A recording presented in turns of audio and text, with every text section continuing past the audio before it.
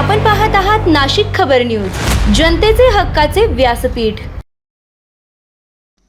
फसवणुकीच्या गुन्ह्यातील 2 फरार आरोपी गुन्हे शाखा युनिट 2 कडून जेरबंद।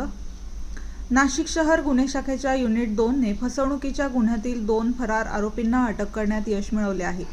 सातपूर पोलीस ठाण्यात गुन्हा क्रमांक 546/2026 अंतर्गत भारतीय न्यायसंहितेच्या विविध कलमान्वये दाखल असलेल्या गुन्ह्यातील आरोपी आनंद बद्रीनाथ भट्ट आणि राजेश कैलास विश्वकर्मा हे गुन्हा दाखल झाल्यापासून फरार होते।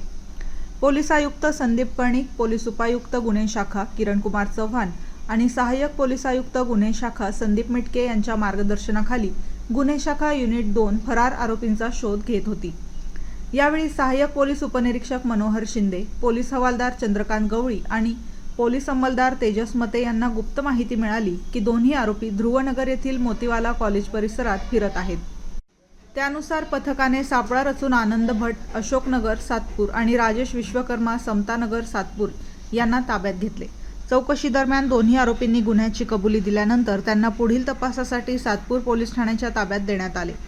ही कारवाई गुन्हे शाखा युनिट 2 चे प्रभारी अधिकारी वरिष्ठ पोलीस निरीक्षक हेमंत तोडकर, पोलीस निरीक्षक डॉक्टर समाधान हिरे, सहाय्यक पोलीस उपनिरीक्षक मनोहर शिंदे आणि पोलीस हवालदार चंद्रकांत गवळी, वाल्मिक चव्हाण तसेच पोलीस अंमलदार प्रवीण वानखेडे आणि तेजस मते यांच्या पथकाने केली।